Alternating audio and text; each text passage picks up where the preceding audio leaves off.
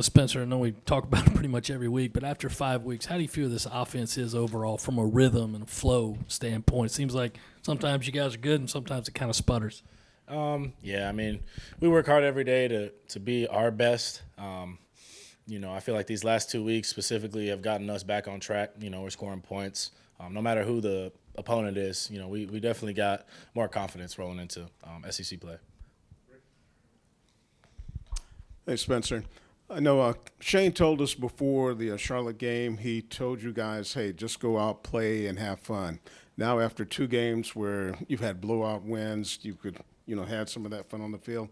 How has that carried over to how the team is practicing now, especially when it comes to just a confidence level? I feel like we're practicing at a higher level. Today we had a great practice, being off the field it felt like a full week with our game being Thursday. But, that few days we were fresh, ready to go. And we had a great day of practice today. We're flying around. Our word is urgency, so we just got to keep that, and we'll be all right. Hey, Spencer.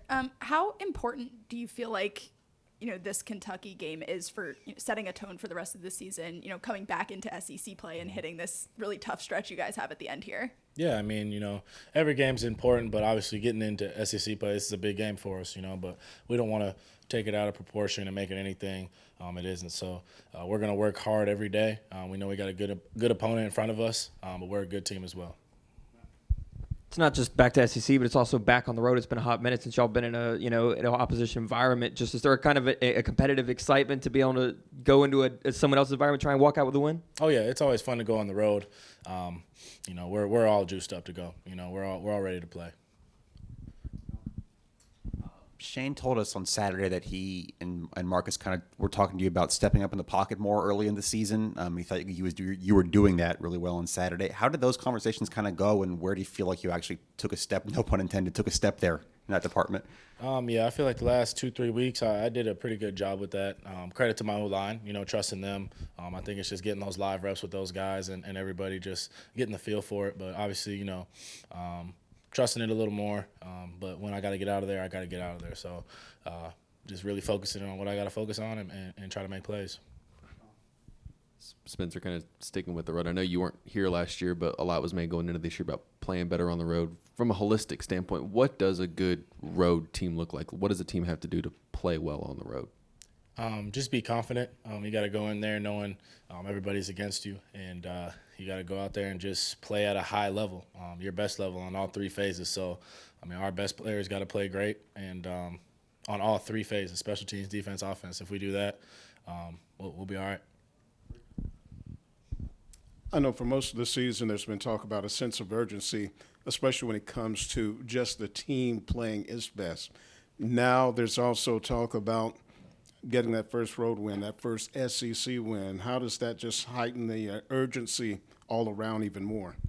Yeah, it definitely gives you more juice to go every day, wanting to, get a big win on the road, do it for the program, do it for Coach Beamer, all these guys, do it for ourselves. So, we're all working hard, like I said. We're extremely urgent because, we got a few more days to prepare, and then we leave Friday and we'll be playing Saturday. So we're chomping at the bit. We're ready to go. Yeah, Spencer, you said a second ago that the week has felt a little bit longer because of the Thursday game. Just kind of what kind of things are you doing, or what kind of things did you do to fill in the time, and what does that do for the team, obviously mentally and physically, to go into this next game? Mm-hmm. Yeah, we took a lot of rest. Those 2 days we got in here, did a lift, did some meetings and stuff like that just to get our head back in the game. But really just catching up on the mental side and obviously getting your body right.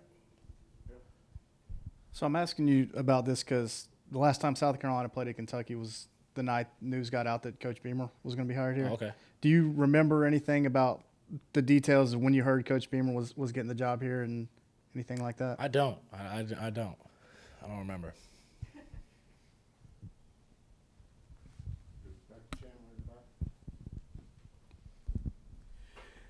Hey, Spencer. So, you've had 2 SEC games so far. You played, 2 top 10 teams, 2 really difficult tests, right? So just based off of those games, what were some things you took away from those games, and how much does playing in them give you confidence as you go into this next game against Kentucky?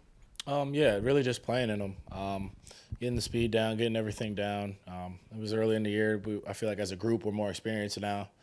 Getting those, 3 weeks or however long we had, those 2 weeks to get going with these last two games. I feel like we gained confidence. Really just focusing on protecting the ball, which we've done a good job with. We will continue to do a good job with, and just urgency. Like I said, you got to go out there and be confident and just play urgent and be decisive and protect the ball. That's what it comes down to. I guess Spencer, I know Coach Sapp probably scripts the first 15 plays, 2 drives, however he does it. What goes into that process? How much input do you have, and what are some of the things that you look for on those scripted drives to kind of determine what the rest of that game looks like?